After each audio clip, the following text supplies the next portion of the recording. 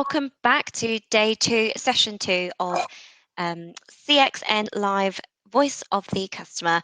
This session next up is with Michael and Molly on how to win customer loyalty through feedback and action. I'm dialing in from cloudy London. If anyone else is dialing in from anywhere else outside of the UK, then do let us know. Molly and Michael, before we begin, let us know where you're dialing in from. Tell us a bit about yourself. Great. Well, I'll get started. First of all, it's so nice to be here. Thank you for having us.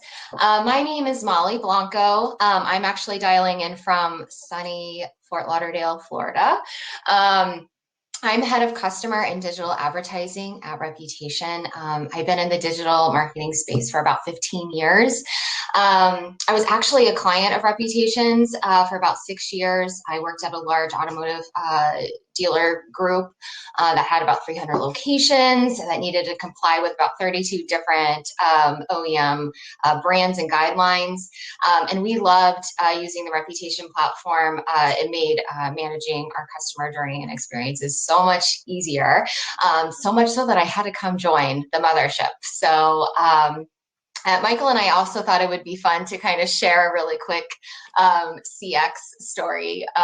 So I had to pick up some art supplies for one of my son's class projects. So I Googled a national art supply chain, and I Googled for the kind of the closest location and if they were open. And it was a little bit of a drive from my house, but I went anyways, and I showed up and there was this piece of paper that was taped to the front of the door that said this location was temporarily closed due to COVID, and that I needed to drive to an even farther location, which was infuriating to say the least.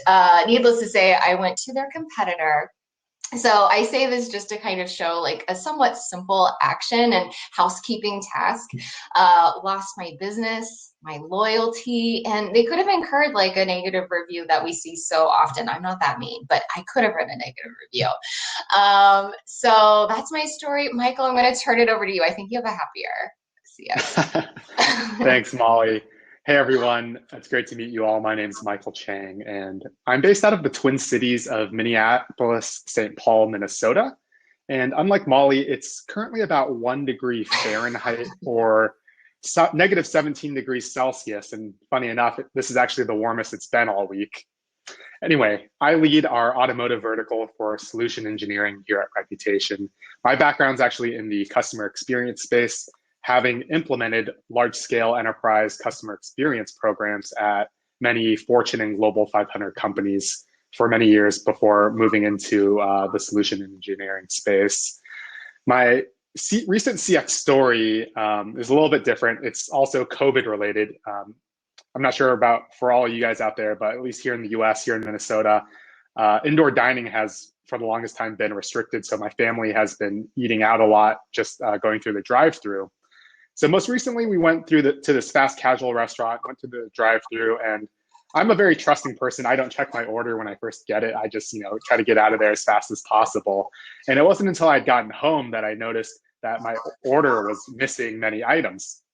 Fortunately, I was actually, requested to provide feedback on the receipt about my experience, and so I took the survey. Everything about the meal itself was great, other than the fact that I was missing, a few items. And within 24 hours, their customer support team actually reached out to me to learn more details about what happened. And, they kind of turned that negative experience around into a positive one and ended up comping me, future meals at this restaurant. So suffice it to say, I will be going back again in the future. I love that story. All right. Well, Michael, let's get this party started. Want to go to the agenda slide? All right. All right, so today we're going to share some observations that we at Reputation are seeing in the customer experience space and why participation and management of your online presence has never been more important. And then Michael's actually going to dive into how to optimize your business for new and repeat customers, which will cover pretty much the entire journey, all the way from discovery to customer decisioning, all the way down to closing the loops for the end of the post-transaction process. And then we'll highlight a couple case studies of how we have a hospitality example and a property management company, how they applied some of these lessons to their own organizations and the benefits that they saw. But before we leave, we also wanted to share some of our best practices on how you can get started actively participating and managing your online reputation, whether or not you use our platform. So let's dive in. All right, so being online and managing your online presence is not a new phenomenon, right? But we're in this pivotal moment right now, especially with COVID, that any future digital plans or enhancements that your organizations might have been planning to do were catapulted to kind of the top of the priority list over the last 12 months or so.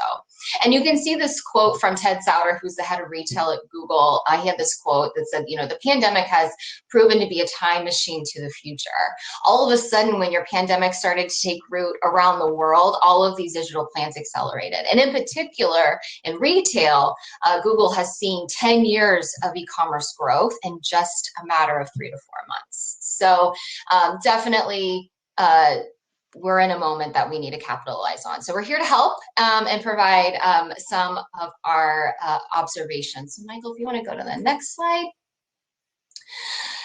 So now we know having a strong online presence is super important, but it's so much more than just surveying your customers or asking for reviews. That's just one of many puzzle pieces as you're trying to stitch together the entire customer journey.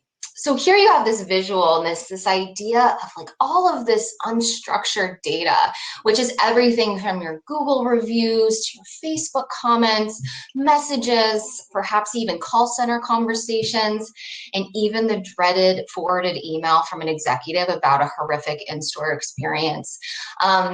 That's really merging with like your clean and structured data where you send out surveys and you might have a focus group, maybe secret shoppers, and it has very specific measurement that you're looking at. These two worlds are really swirling around each other and merging together. And it's this theory that we call the feedback economy.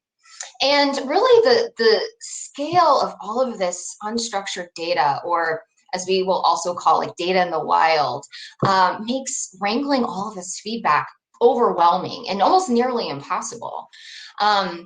So every piece of feedback that your customers are saying about your brand anywhere and everywhere, 24 hours a day, 7 days a week, 365 days a year, you really need to have the infrastructure and mechanisms to be able to listen and understand, pivot, and really take action on what they're on the feedback they're giving you. And it's so important because this is really informing all of your future customers and all that incremental revenue that you could be getting.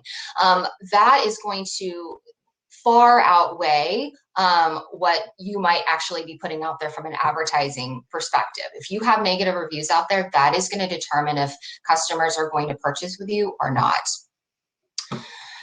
So I think we can go to the next slide. I like this slide as well because the other one, well, so it's very dramatic. This one actually kind of unpacks what the different categories of feedback can include. And so these are kind of the different categories that we'll look at and how we at Reputation collect all that information and put it into our platform, or kind of what we'll call like a feedback hub, which will organize all that information and create those insights and actions and overall measurement. And this might actually illustrate that you have more feedback than you think, or perhaps you're collecting that feedback already, but it lives in a very fragmented and siloed across various departments throughout your organization. So a feedback hub will really help you centralize all of that information, put it together, analyze it for you, and really kind of help you figure out how you want to operationalize and improve the overall customer experience. So this actually caused Michael and I to have want to ask the participants a poll question. So we're going to try this out. I think Jennifer has put in a poll question. If you toggle over to the polls tab in your interface, it will ask you, where is the majority of your customer feedback coming from today? Is it Google reviews, surveys, Facebook comments? Are there others that you're focused on?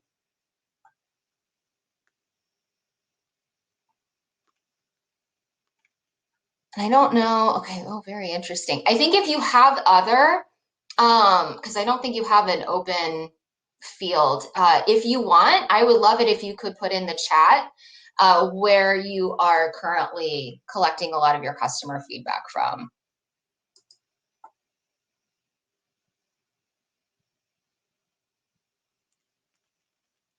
All right. Direct feedback via email. Email, interesting. All right, so it looks like internal surveys and other. Oh, I really want to know. Great, okay.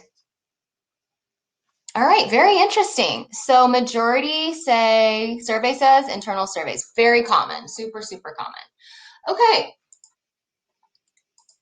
All right, so Michael is going to take you all through a couple different aspects of the customer journey, and I'll turn it over to him. Thanks, Molly. So going back to that feedback hub that Molly just showed and cherry picking a few of those different channels where we're collecting feedback, I'd love to, show you all how, you can optimize your business, online to gather new and repeat customers.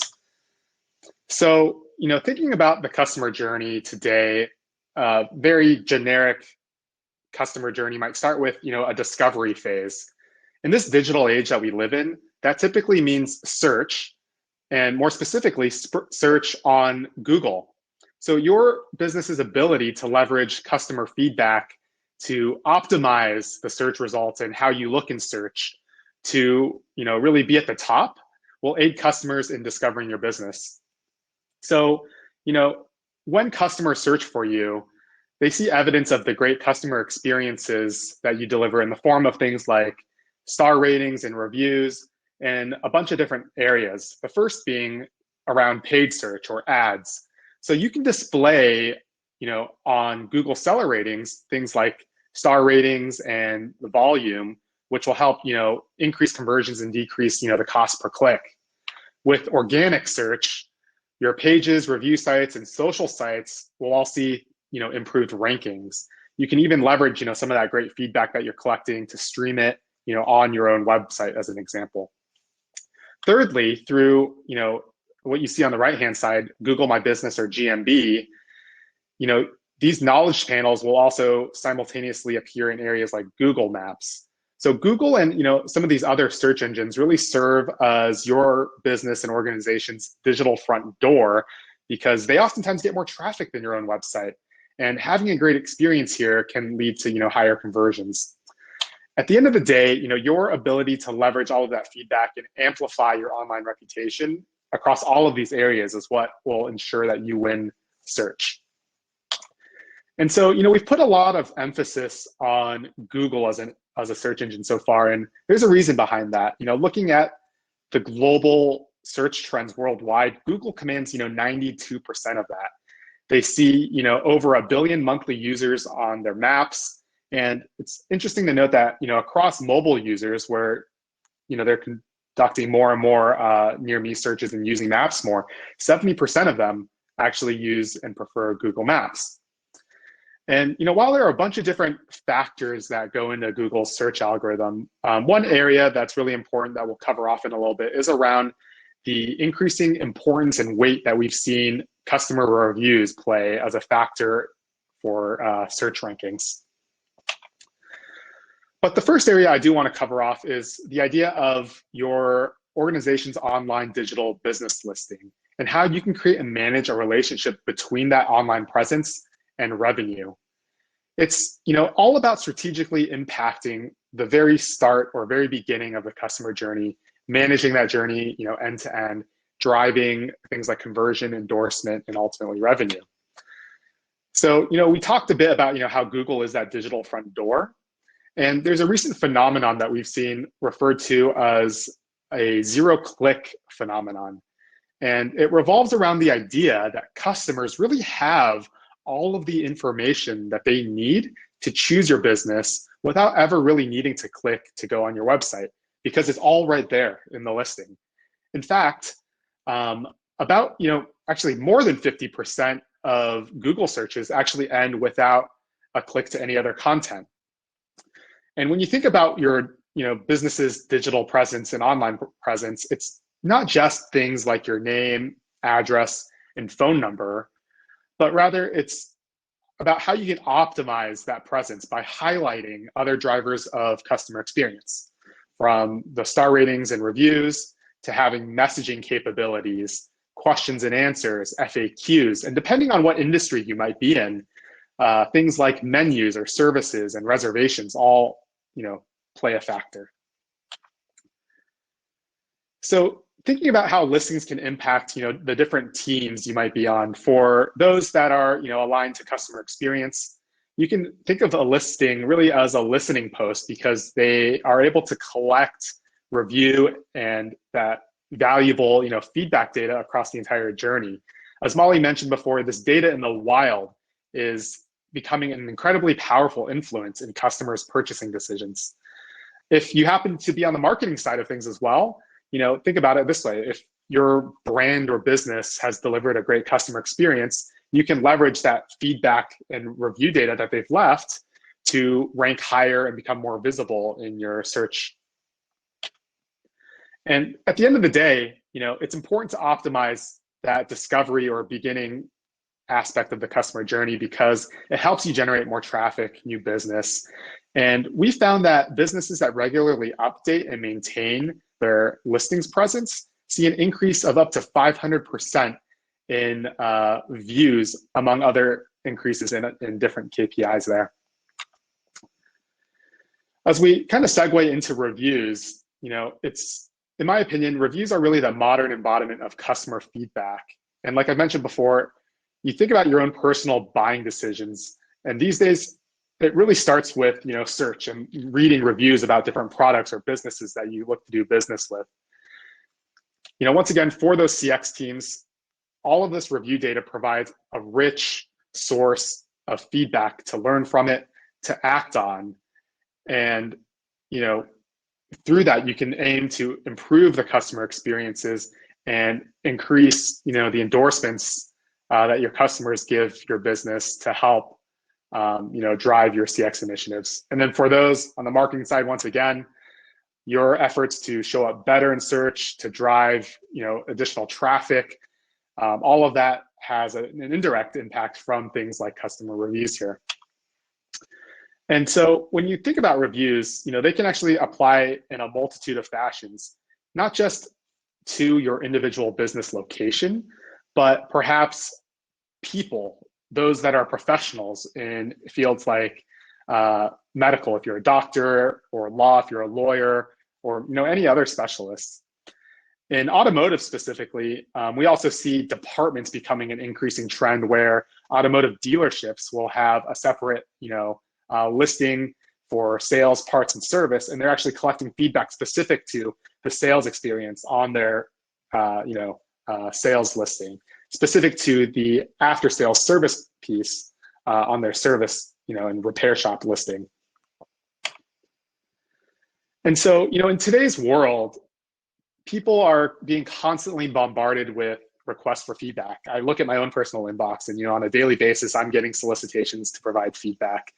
And this has made it, crucial to really optimize what you do with each piece of customer feedback that you do receive.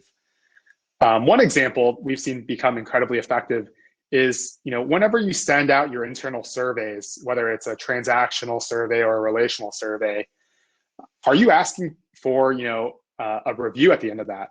There have been, advancements in technologies that make it incredibly easy and seamless for the customer to leave a review these days. They don't have to, retype their feedback. They don't even have to copy and paste it from the survey to the review, but rather you can auto-populate these public-facing reviews from the content your customers are saying in those internal surveys.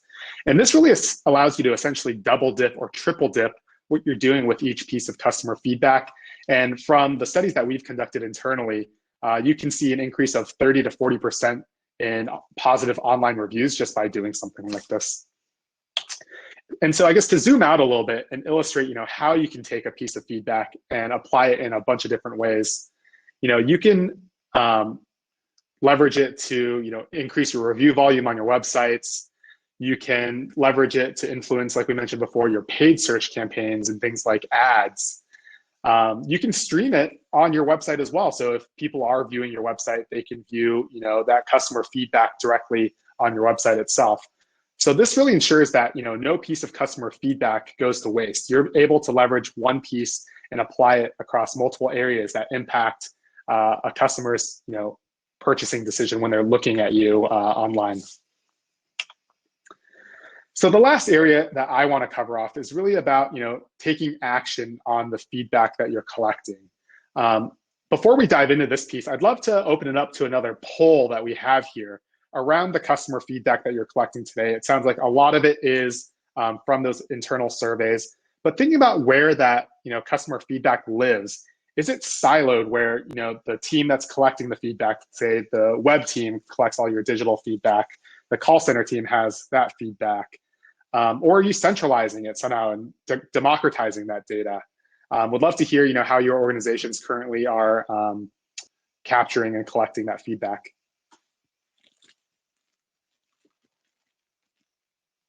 So right now, it does look like a lot of you are centralizing it. There are some people that have it siloed as well, and a few as well that have a hybrid mix of the two.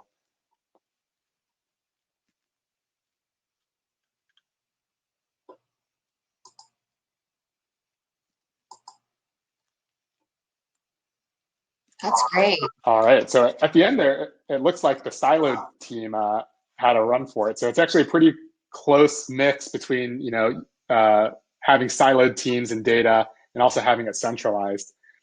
And so I think within the actions piece here, it's probably the most important piece that I want to cover, because if you think about customer experiences in nature, they're very subjective. You can't always dictate how a customer may respond to a request for feedback or the feedback that they give. But what you can control is how you can react in response to that feedback. And responding to negative feedback, whether it's a survey, whether it's a negative online review, is I think one of the most important things you can do to not only mitigate a negative experience or perhaps save a customer from churning, but also showing that your organization cares about the experiences of the customer. And really, the more you can do to automate these workflows to triage, track, escalate, resolve, and close the loop, the more efficient your organization can be. I think at the end of the day, it's all about getting the right feedback to the right person or teams so that they have the context to properly close the loop with customers. And that's incredibly important when you think about where the data lives, because if it lives in silos, it becomes much more difficult to be able to get that to, let's just say, someone goes to the website and leaves feedback about a negative call center experience. That feedback may never actually make it back to the call center team unless you have proper routing in place to get that feedback to the right team. And so, I'll just leave this here as an illustrative example of, how a workflow might look like. One of the most common questions that I've been asked while, setting up CX programs before is, who should be responsible for, closing the loop and conducting that service recovery? Is it, the person that, is it the offending person? Is it that person's manager? Or does it perhaps make sense to have, a centralized team at the corporate level dedicated to conducting their service recovery? And the answer is that it really depends on your company's organization, the processes that you have, and the culture. I think really at the end of the day here, the key is to acknowledge and remedy that specific experience, but then also trend and conduct root cause analysis on the larger level to identify whether there are any systemic level issues, perhaps related to product, process, or pricing, so that you can implement an action plan to improve. And so with that, we've covered a bit about how you can enhance your online presence by optimizing your online business listings, combined with review solicitation, monitoring, and actions to close the loop, and how you can respond to feedback. I'd love to pass it off back to you, Molly, just to cover off some of the customers that have gone through this and the results that they've been able to achieve. Yeah, great. If you want to go to the first case study, Thrive is a large property management firm here in North America. And like many multi-location businesses, they acquire a lot of their residents or customers from Google and Facebook. And they needed a solution that they could better control their presence and listings across those platforms. And they also needed to increase their review volume and ratings. And they also had a keen interest on having a two-way conversation with their residents, whether it was by responding to their reviews or engaging with them on social. And as a result, you can see here from just the visual on the right-hand side, this kind of hockey stick trajectory that they saw after really implementing some of these products that Michael went through in terms of, actively managing their review listings and maximizing all of those different actions and that they're able to move and include from a Google perspective. So you can see they had a tremendous amount of increase in clicks to directions, clicks to their website, and they saw incremental clicks to call, which was great. And to see a double-digit increase in review volume also just kind of helps to increase your overall Google listings for people to be able to find you and get located quickly. The next one is a Mitchell's and Butler, and this is a large restaurant chain in the UK. They have over 1,600 locations across 15 different brands, and this is like the perfect case to have a centralized platform where they can house all of their feedback from reviews and surveys and be able to understand what their overall guest sentiment is. And another big thing that they needed because of the number of locations they had, that and a lot of their restaurant managers who might not be sitting behind a desk, that they had like a mobile first solution that allowed them to be able to respond to those reviews and really engage with their guests. They were able to increase their review volume as a result. They were able to increase their survey completion rate, which I know is always a huge pain point in making sure that you're getting the most statistically relevant feedback from your surveys. They had access to deeper insight from a customer standpoint to really inform, how they were going to action or operationalize their business, and really better engagement from their local managers. They really enjoy being able to communicate directly with their guests. So with that, we know that not everybody is going to have the reputation platform. So Michael and I just wanted to put some really high level, quick things that you can start today just to really get a better understanding of how to measure and understand what's happening from a customer standpoint. The first one is really to secret shop your own organization, whether it's to call the main line that your customers might leverage, or actually if you're able to actually go into the location and really kind of try and get an experience firsthand. The second one is really understanding and identifying where your customer center of influence is. We know that Google is obviously the behemoth globally, but what are some other ones? I would identify 4 to 5 different platforms to really try and consolidate your efforts. It's so overwhelming in terms of the number of platforms that are out there. So for instance, if you're in the property management field, apartments.com is going to be a big win for you. We have an automotive auto trader, could be another opportunity, and things that you want to make sure that you're generating review volume, that you have the ratings, that you have the sentiment there. And then lastly, ask for those reviews. People don't just wake up one day and say, I feel like writing a Google review. So you definitely need to be asking for them, and then not only asking for them, but responding. So those are just some really quick tips to getting started. If you're not sure where to begin, those would definitely be some good starting points. So Michael, I think that's what we have from the main part of the presentation. I think we can go to Q&A if anyone has any questions. jumping back to facilitate that. If anyone from the audience does have any questions, then please do include them in there now. We don't have any questions so far, but I just wanted to jump in as well just to summarize everything for the audience. I think what we normally do with all of our webinars is to talk about our key takeaways. I know you provided some tips in that last slide, but if there's anything that the audience can learn from this session, what would you say the 3 key takeaways are? I can start. Yeah, go ahead, Michael. Molly. No, you go first.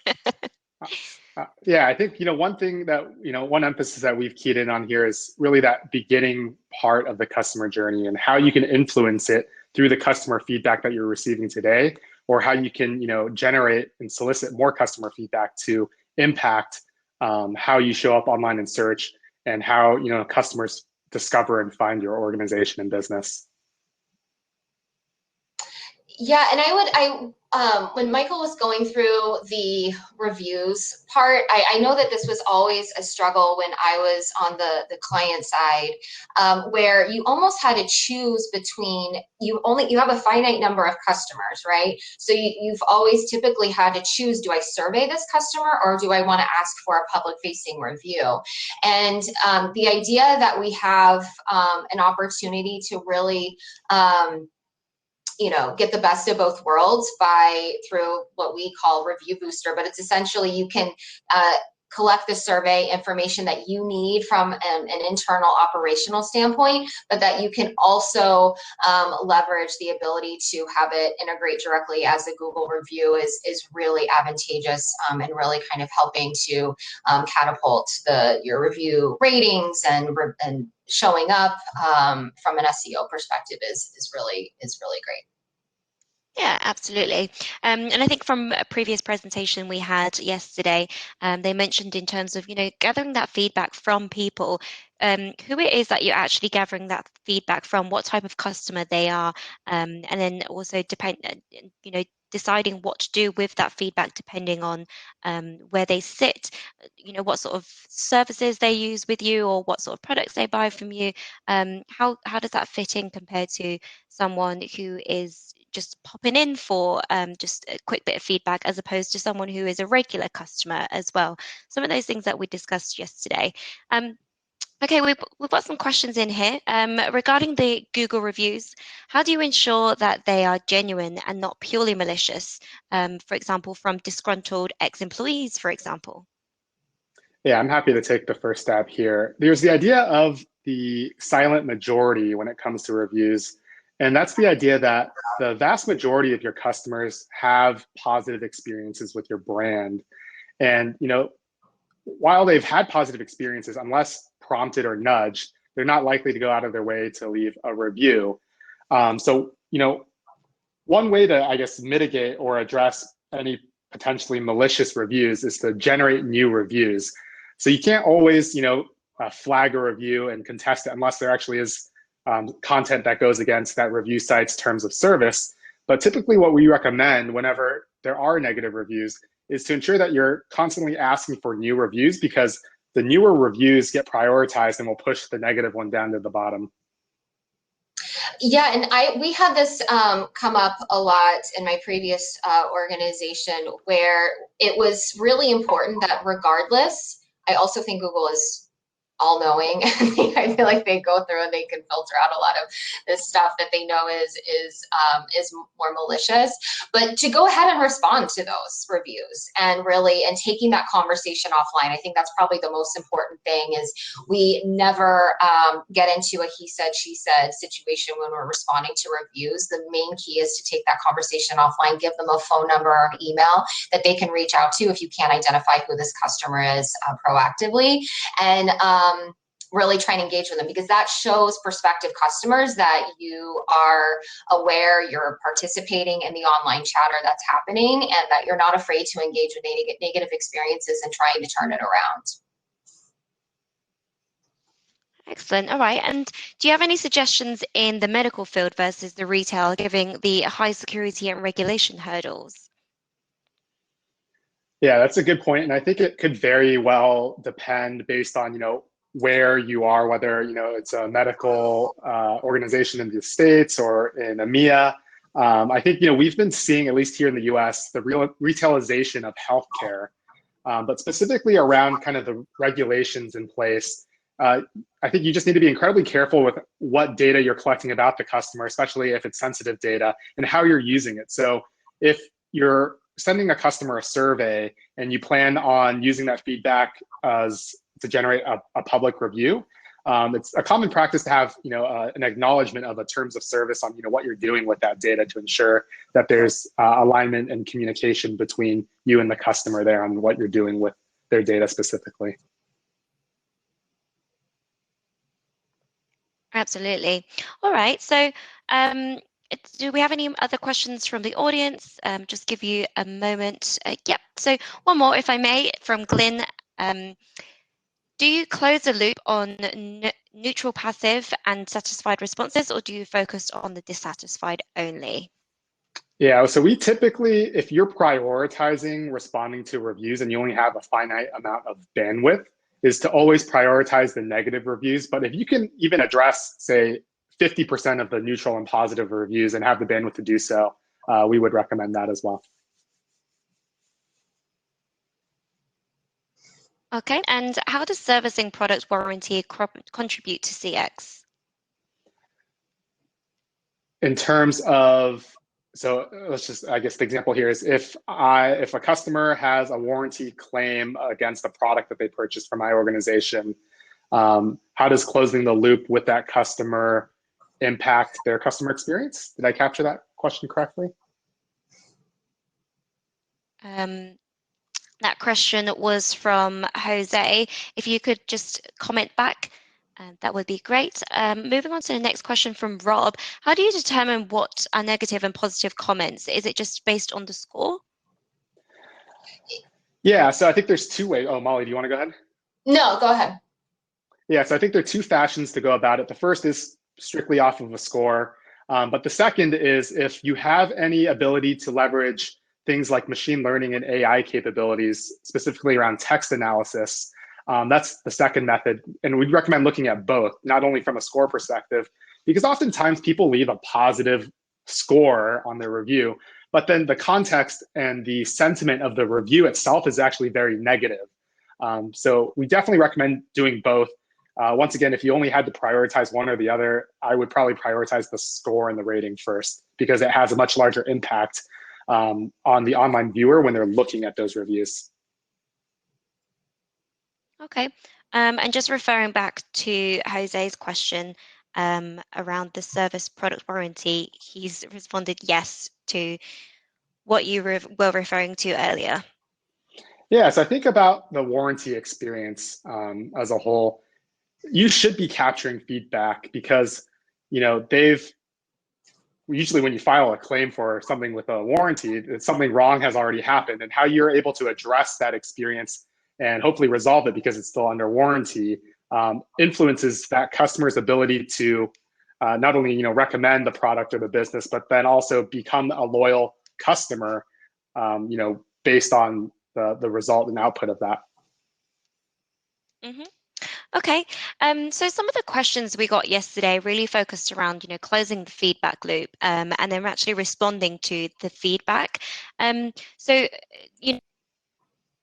what sort of advice would you give to people in terms of how you would respond to people's feedback? How do you let the customers know what you're doing to either improve the situation or make any major changes to the business?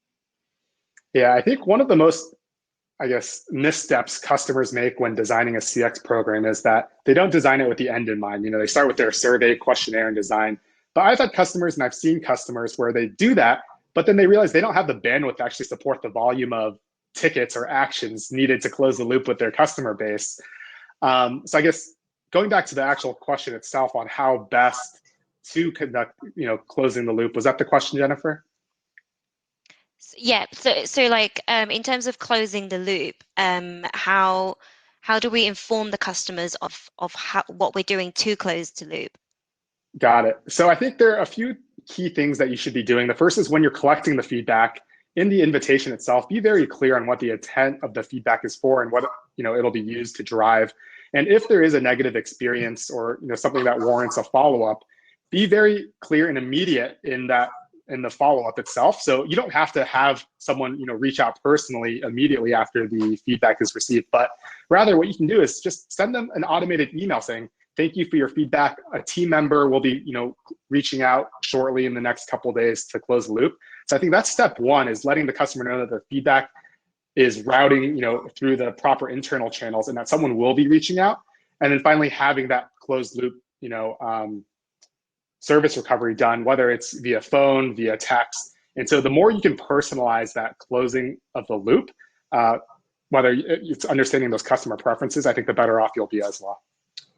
Yeah, and I can just add on, because that's a common question that I think we answered. I think it's easy to be like, how, it can be overwhelming from an organization, like, okay, here are all these massive changes that we're going to attempt to try and make. But really, when it comes to the customer side of the fence, they just care about, like, how are you going to improve my particular experience? So it's really important to just say it's a case by case, one-to-one, like really having your employees and your team members really ensure that every experience that they have with customers is really the best possible experience that they can offer. We're not going to make everybody happy, but when you think about it as like one customer at a time, it makes it much more attainable and achievable, and you're really doing everything to really try and personalize and improve and create that customer loyalty that everybody wants so much. Yeah, absolutely. All right, so it doesn't look like we have any other questions from the audience. I guess one of my questions I always ask with everyone, when it comes to CX, it's really difficult to measure the return on investment. There's so many metrics that are involved, and we always talk about NPS scores, etc. Are there any other metrics, or how would you describe how to measure the return on investment for CX? Or for Yeah, voice of customer? I think that's one of the most important things CX leaders need to be cognizant of, because that's how you get continued budget to fund your CX programs, right? And so it doesn't matter, in my opinion, it doesn't matter as much, what top level metric you choose, whether it's NPS, CSAT, customer effort score, but rather it's the more important piece is what sort of operational data can you tie to it to understand, what are the drivers of that?